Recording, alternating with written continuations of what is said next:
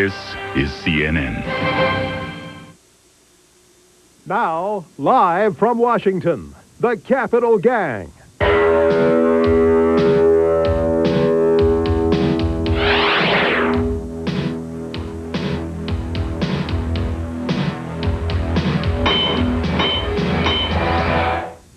Welcome to Capitol Gang. I'm Al Hunt with Mark Shields, Robert Novak, and in Vancouver, covering the summit, our woman on the spot, Margaret Warner. Our guest is Senate Republican Whip Alan Simpson of Wyoming. It's good to have you back, Al. Good to be here. Al. Terrific. Indeed. Tonight, as we're talking, in Vancouver, Boris Yeltsin and Bill Clinton convened a summit with one overriding agenda, U.S. aid to Russia. But a new CNN USA Today Gallup poll shows only 18% of Americans favor sending more money to Moscow. Here is what President Clinton seeks this weekend. Our goal must be to ensure that the Russian people soon come to feel that they are the beneficiaries of reform and not its victims. Margaret, is that a realistic goal? Well, it is, Al, but not for this summit. I mean, the Russian people have become very cynical about the gap between rhetoric and reality when it comes to Western promises of aid. I think the time to ask that question will really be about a year from now, when we'll see, first of all, was the aid really delivered to these small, targeted programs to really go over the heads of the Kremlin to the private sector in Russia? Secondly, did they work? Is there more housing for Russian soldiers? Are there more Russian businesses? But third, and most important, has the aid had enough of an impact to create a political constituency in Russia for continuing reform? That is really the ultimate test. Well, Margaret, one of the tests here will be whether we are going to be picking up a large burden of this aid, or whether the other G7, the other Western nations, will be contributing their shares. The administration had any success, especially with the Japanese, who in the past have linked aid to their dispute with the Russians over the islands. The Japanese being any more forthcoming? The Clinton people say they are, and no doubt in 2 weeks when Warren Christopher and Lloyd Bentsen, the Secretary of State and Treasury Secretary, go to Tokyo for meetings with their counterparts from all the G7 countries, I think there's going to be pressure on all of them to come up with a concerted package. First of all, individual bilateral agreements with Russia, and secondly, an overall package for the big-ticket items. Those, of course, are rescheduling the debt and trying to get some kind of currency stabilization fund in place if the Russians will do their share. Bob Novak, I think this is probably a political loser for Bill Clinton, as that poll attests, and yet I continue to think he has no other alternative. I think that hopefully this may be the last summit, or at least something that's called a summit. It's not a summit. Russia's not a superpower anymore. It is a bilateral meeting, and all the hoopla is not going to really make that much difference in Russia. Things could have been done on a much more orderly basis. Could I read something to you that was written in your paper, the Wall Street Journal, by Gary Kasparov? I don't know if you read that or not. Sure, I don't know if you know. I always read chess champions. He's a great Russian patriot. Mm-hmm. He said, if Mr. Yeltsin is in true danger of being overthrown, warm words of friendship from the West will not save him. If, on the other hand, he is not in danger, Western words can't hurt him. This is irrelevant to his fate. Al Simpson, if you Republicans are having trouble maintaining that filibuster up in the Senate, Bob Novak can probably come up to help you. Look, I mean, Russia may not be a superpower, but they have nukes. I mean, the stakes are still big, aren't they? They're not a third world power. They're right at the top, and the Republicans are ready to go to work and see that we can get some kind of support for the president in what he's doing. You'll watch, and you'll see Sam Nunn and Dick Lugar and many others, and we will put together a package much like what the president is requesting. Whether the people like it or not. Well, if you spent $4 trillion bucks defending yourself against them and getting ready to take them on, I think a few billion here so they don't come back up to speed is a good investment. Mark, whatever we spend on Russian aid right now, even if it's, whether it's wise spending or not, it's a lot less than what we would have to spend in defense if it weren't for the end of this. Yeah, I guess I dissent slightly on the question of whether Russia really is an important power. I think it's crucially important. I think it's important on the Security Council seat. And only from Bob. As far as our acting jointly in the START Treaty, in Iraq and Bosnia, in the Middle East, I think Russia is important. I think one of the great things we have, the problem with most summit coverage, Al, is that the people who will talk don't don't know anything, and the people who know anything won't talk. We're lucky we got Margaret there. Well, one person... I want to ask Margaret. I'd like to ask Margaret, quite frankly. Margaret, tell me this. How is Bill Clinton, I mean, he's devoted 1/3 of his last week to preparation for this. Any sense of how he's handling it?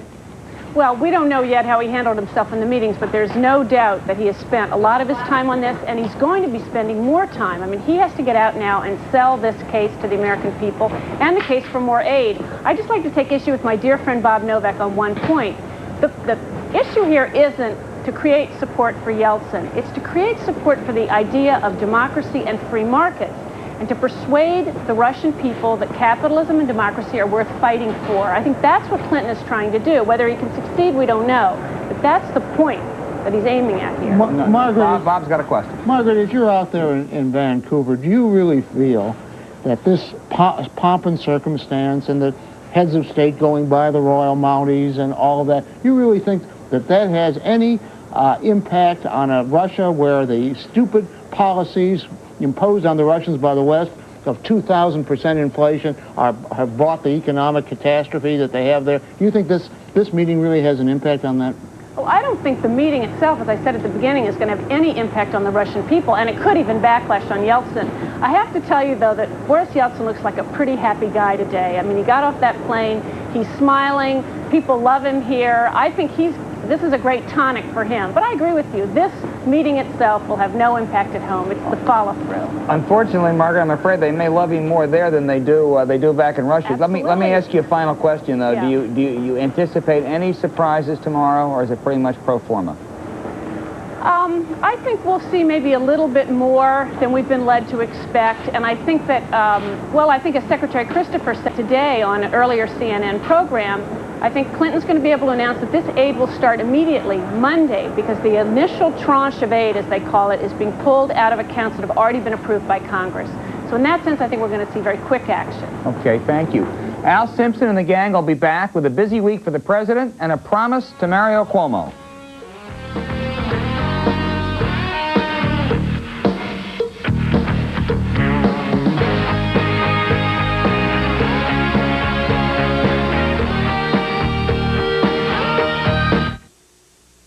Capital Gang is brought to you by GE. From plastics to financial services, we bring good things to life. We'll be back after these messages. The rush is on for the incomparable GE Profile refrigerator. The GE Profile is full of smart ideas, like a shelf that tucks away for tall things, and shelves that glide out so you can find things. It's called Smart Space Design. Smart ideas that let you put things in, take things out, and clean things up so quickly and easily that you'll never again miss your favorite commercials. If your business gives up the quality of AT&T International Long Distance and calls Italy with someone else, here's your big savings. 3 coins in the fountain. Leaving AT&T doesn't make a lot of sense. If you give up AT&T quality and call from Phoenix to Dallas with someone else, here's your big savings. Leaving AT&T doesn't make a lot of sense. Can you tell the difference between these contact lenses? They're the same brand, same prescription, but this lens cost 50% less and was delivered right to my home. That's the Lens Express difference. Save on brand name contacts, daily wear, extended wear, disposables, and others. I wouldn't trust these baby blues to just anyone. Call Lens Express. They're terrific. Now you can replace your contacts and save. Call for a free Lens Express catalog. Tonight, 25 years after his assassination, one question remains. Who really killed Martin Luther King? And why? Can this real-life murder mystery be solved? Both Sides with Jesse Jackson, 9 p.m. Eastern tonight. Welcome back. When the Clinton economic stimulus package reached the Senate, the president first minimized the danger of a Republican filibuster. So I believe some of the Republicans support this. Matter of fact, I think a lot of them support it. But Republican moderates he was counting on instead joined a unanimous party line vote, keeping Clinton short of the 60 votes needed to cut off debate. I think the American people are going to look at gridlock as a very favorable thing before too much time goes by, and I think this is a good instance of it. Now that changed the president's tone. They are literally lining up to prevent the United States Congress from acting. This is 43 votes for paralysis, for gridlock. Otherwise this week, the president bowed to Western senators and retreated on his proposed higher grazing fees on public lands. He shifted the burden of his proposed energy tax, some from industry to consumers. The deadline slipped for unveiling his health plan, and he counterattacked against an increasingly critical Ross Perot. The new CNN poll shows the president's negative ratings have climbed from 20% in January, 34% in March, to 37% this week.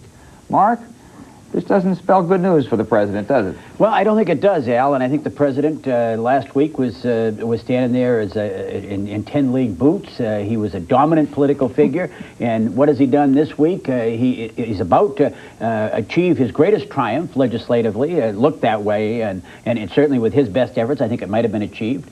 And instead, what he does is he introduces a whole bunch of other stuff. The great Kenny Rogers song, you got to know when to hold them, know when to fold them. He folded them to Western senators, one of whom, I don't want to, but I mean, but Max Baucus and Ben Nighthorse Campbell are not two of the lions of the Senate. Oh, you're absolutely right. And basically what it says is, when the going gets tough, this guy caves. That, and you didn't even mention the Medicaid funding of abortion, which he introduces, Al, an explosive, tough issue that, I mean, the point person on the Hill is going to be our old friend Pat Schroeder, who made the case this week that actually abortions, let's be honest about it, are cheaper economically than raising children are. Now, if that becomes the case, I can tell you, big trouble. You know, I agree, it hadn't been a very good week, Al, but I think back in 1981, Tip O'Neill made a deliberate decision that he was not going to try to thwart Reagan he was going to oppose everything Reagan put forth, but he wasn't going to try to thwart him through delaying tactics or the like.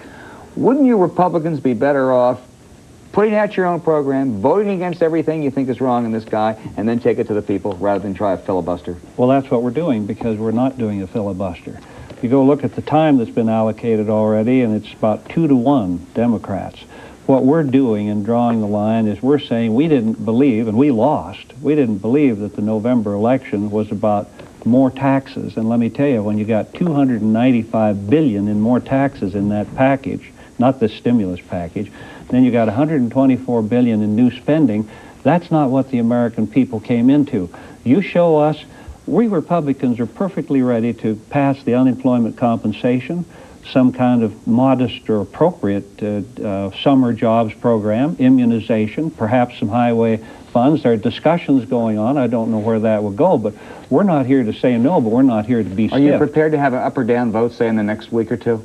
Well, no matter what, the final up and down vote. I've never seen more solidarity because we were stiff. Well, you're not going to vote. You're not going to vote for the $16 billion package. They all say that. You're going to demand that they reduce it, aren't you? Well, we're just going to stay tough. We're not through with our. But Bob, they're doing that at the same time. An unemployment rate came out on Friday, which said that this recovery isn't very robust. This is politics. But the unemployment comp will go. That's already. We're all for that. All Republicans are for that. This has nothing to do with the economy. A $16 billion package in a $4 trillion economy is not going to mean anything. This is politics. And Mark, you should know that the problem with Bill Clinton is he's tried to run his administration like a campaign. You just push on ahead, you drive that thing through the Senate. He has made no effort to talk to those people, and now he's paying for it.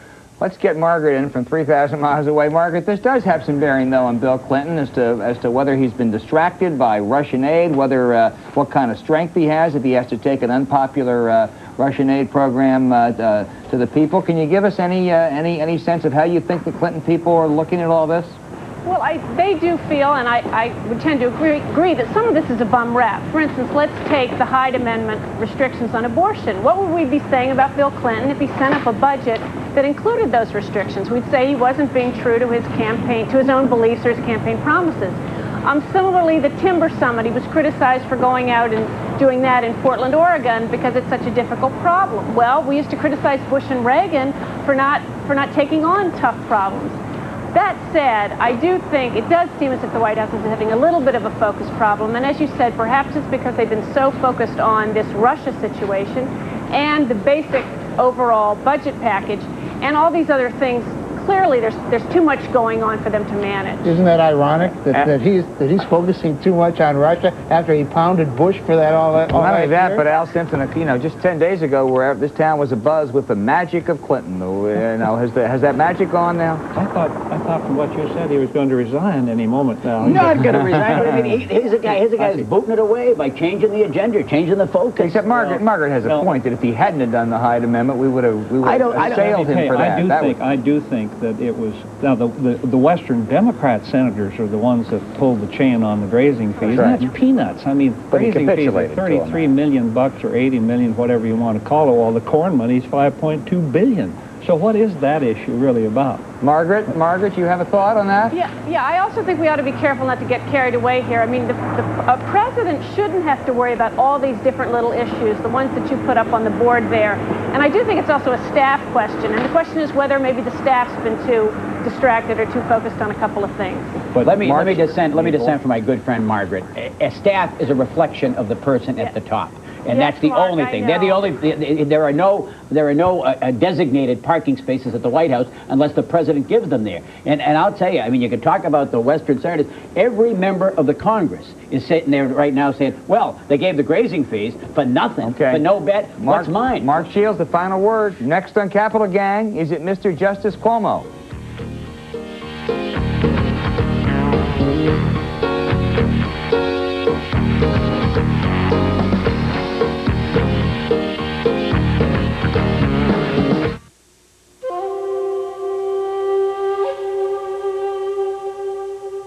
Before the cities and the interstates, before the homesteaders and the pioneers, even before the Sioux and the Seminole, there was a different America, an America filled with great natural wonders. Sadly, most are gone now, but in a few special places, they remain. These are the last great places, vast, unspoiled ecosystems, where the Nature Conservancy is preserving the land for all of us to use. The Miller Brewing Company is helping them protect these last great places, helping with our time, our talents, and our financial resources. The last great places. At Miller, we believe they're just the beginning.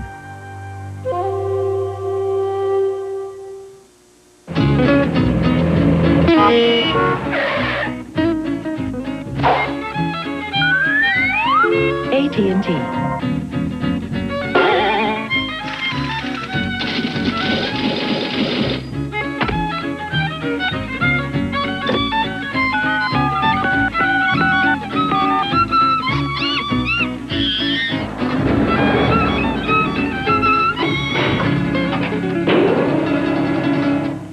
At lunchtime, crave Cajun, but drink French. B&G Beaujolais Saint-Louis. At dinner time, cook Californian, but drink French. B&G Chardonnay Saint-Louis. Or anytime, relish American, but drink French. B&G 1725. Barton & Guest J Variety and Value make any time a great time to be French. For your free guide to more great French wines, call 1-800-522-WINE. It's a great time to be French. Welcome back. Last June, the prospective presidential nominee of the Democratic Party went on MTV. Governor Clinton, could you please name someone you would like to appoint to the Supreme Court and why? I think Governor Cuomo would be a good Supreme Court justice because he is a legal scholar who also understands the impact of the law on real people's lives. President Clinton soon will fill the vacancy in the court created by the impending retirement of Byron White. And the Wall Street Journal and Evans and Novak column have reported Cuomo is the most likely successor. Bob, at this point, can the president avoid appointing Cuomo? I don't think he can. I was wrong 2 weeks ago, not for the first time, when I thought that this was another broken, meaningless pledge like Haiti and Ireland and all the other campaign pledges. But there's a lot of people talking to the Wall Street Journal and talking to us from the Clinton operation. They're pushing Cuomo for the Supreme Court, and I think it's going to be very tough not to name him this time. He certainly got to name him for the next vacancy, but I think it's going to be tough not to name him. And let me tell you something. There's a lot of people around the country. I like Mario Cuomo, But I'll tell you, there's a lot of people around the country who think he is evil incarnate. Mark Shields, good or bad appointment if he didn't? Good appointment, inevitable appointment. Going to be tough not to appoint him. I don't know. It's got to make a case. It'd be a rejection. It'd be a rejection of him. Yeah, let's talk about diversity, right? Big diversity thing. That's this administration. I haven't seen many people who go to Mass on Sunday in this administration. Catholics supplied better than 1 out of 3 votes that Bill Clinton got last November. Mario Cuomo, name ends in a vowel, smart. The most important element in any judge is judgment. This guy's got it. Got to get the nomination. Alan Simpson, what would you think of a Cuomo nomination? Well, the unfortunate thing is that probably they have a book on him that's as high as this table because they thought he would be the candidate in the presidential race. And so probably they like Bork, his readings and writings of 10, 15, 20 years back, somebody will come in and just make the grandest issue of all time of it, and that'll be the toughest part for him. I think he's a splendid man. His wife, Matilda, he has a wonderful family. I'm privileged to know them a bit, and I don't have great qualms, but I don't know what's in the book. Margaret Warner, tell me what you think of a Cuomo nomination. Well, I think before he chooses Cuomo or anyone else, President Clinton will have to decide what he wants. I mean, clearly the court has lacked a persuasive liberal intellectual ever since William Brennan retired. But does he want a liberal Scalia, someone who's brilliant but perhaps lacks the temperament to build consensus? Or is he looking for someone who can work with the sort of emerging moderate conservative consensus on the court of Souter and O'Connor and Kennedy? I think if he decides he wants the latter, then he has to decide if Cuomo has that temperament. And I imagine friends of Cuomo would disagree as to whether he does. Well, Margaret, I'll disagree with you totally, and I'll agree with my friend Mark. Mario Cuomo got in politics by basically being a unifier or a conciliator. I cannot imagine he wouldn't work brilliantly with Sandra Day O'Connor and David Souter. I think he would fit that. I think he'd fit both bills, and I think not to appoint him raises real questions of hypocrisy about Bill Clinton. And what they don't want to name some vanilla federal judge who nobody ever heard of. They want a figure to be named as his first shot out of the Well, they want box. somebody who's going to get through the Judiciary Committee without the great, terrible. You think Cuomo would or wouldn't? And I would pay. I would pay. They come up. I would pay to watch the first Scalia-Cuomo exchange in court. Alan Simpson, you had a thought as we were getting out of that last segment about Bill Clinton and the abortion Just quickly, issue. because what Mark said, he's put a lot of stuff out there on the plate, but the worst one, and I'm pro-choice, I've always been pro-choice, this issue of abortion with public funds, Medicaid, if you will, is going to be terribly divisive and disruptive. A very bad timing, very bad thing to bring up now, and I'm on the side of those. No, I know you are, which gives you more credibility than you said. I go back to what Margaret said, though. I think he had to make a choice one way or another. Not to do it, he would have reneged. And I think they're in a problem, though, is they don't know which promises to break and which to keep. Well, I really think so. Hey, Al Simpson, thank you for being with us. It was good to have you. The gang will be back with the outrage of the week.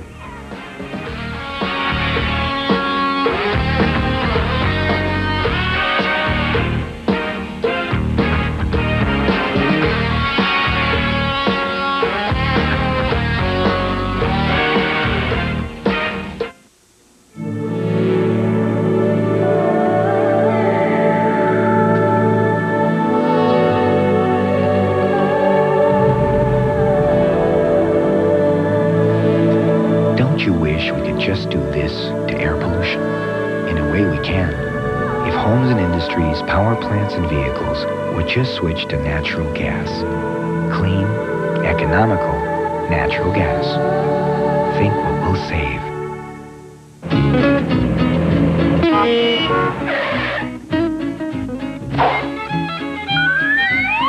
AT&T.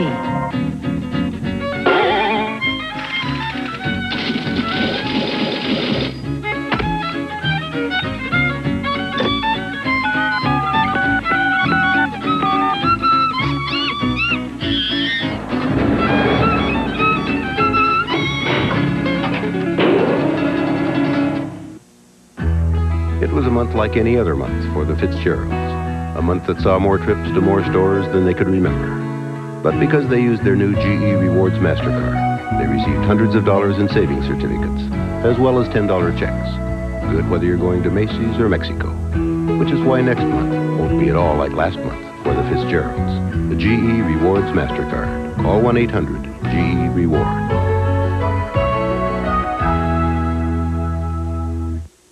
Sunday, it's the same material as some golf clubs, and it's helping the Singapore boy get up and go. And Down Under, it's not too glamorous, but it's a golden gimmick. On CNN World Report, 3 p.m. Eastern Sunday. Monday, private security guards. There's more than 1 million, yet many are undertrained, and some are former criminals. Are you safe when they're armed and dangerous? A CNN special assignment, 9 a.m. Eastern Monday. And now for the outrage of the week. Former Bush aide Ron Kaufman participated in a night of poker at Massachusetts Governor Bill Weld this week. Afterwards, he was picked up for drunken driving. Governor Weld was accused of drunken driving. Governor Weld, who has been trumpeting his crackdown on drunk drivers, said he only saw Kaufman nursing 1 drink during the 4-hour card game. Kaufman claimed his car swerved because he dropped a candy bar. Now, it's not a capital offense to be picked up for drunken driving, but come on, Bill and Ron. The mayor of Washington, D.C., Sharon Pratt Kelly, this week embraced one of the worst ideas of her predecessor, Marion Barry. She called on her constituents to push District of Columbia statehood by not paying their federal taxes. As a D.C. resident who pays taxes and opposes statehood, I hope my fellow Washingtonians take the IRS more seriously than they do our impulsive mayor. Al, authorities are investigating charges. Oh, I'm sorry. Go ahead. Margaret. That's me. Okay, Go ahead. Okay, I'm sorry. Authorities are investigating charges that several underage girls in suburban Lakewood, California, have been raped by local high school boys. The boys, members of a gang they call Spur Posse, freely admit they've slept with dozens of young girls as part of a gang contest, but they insist the girls were willing. Some of the boys' parents actually boast about their son's exploits. The boys' attitude is one of adolescent stupidity. The parents' attitude is an outrage. Thank you, Margaret. One continuing national outrage is the inability of this nation's coastal elites to make a moral judgment on the morally indefensible acts of Woody Allen. Thank you, columnist Ellen Goodman, for breaking ranks and exposing moral relativism, which rationalizes hurtful and sinful acts as bad judgment. The elites ought to reflect on the wisdom of 14-year-old Moses Pharaoh Allen, who spoke with true moral authority when he said, "Everyone knows not to have an affair with your son's sister." Bob Novak, right. First good word you have ever put in for paying taxes. Congratulations. I think maybe you've seen the light. A new epiphany has taken place. I've always paid my taxes. Bob Novak. Are you going to pay your taxes? I pay my taxes. And I will, too. This is Al Hines saying, and I'm sure Margaret Warner will also, this is Al Hines saying good night for the Capital Gang. For a transcript, send $5 to Journal Graphics, 1535 Grant Street, Denver, Colorado, 80203.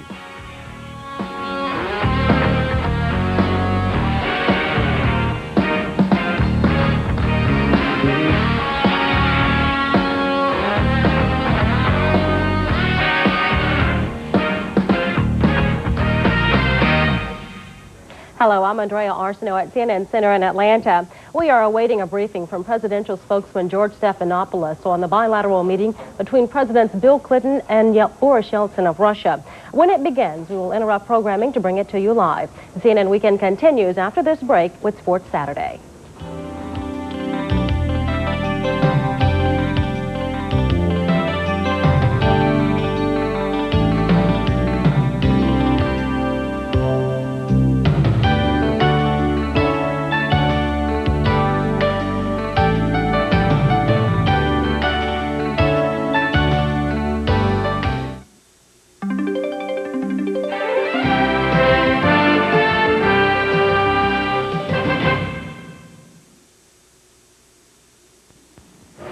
Hey, listen, don't buy another gallon of premium gasoline until you've read this. If you've been buying premium gasoline because you think it's the best, or because you think you get more power, or better gas mileage, well, you really should read this. Now, maybe you need premium, but if you don't, this will sure save you some money, and maybe some problems with your car. Learn the facts before you buy another gallon of premium gasoline. Get your free copy at any Quick Trip.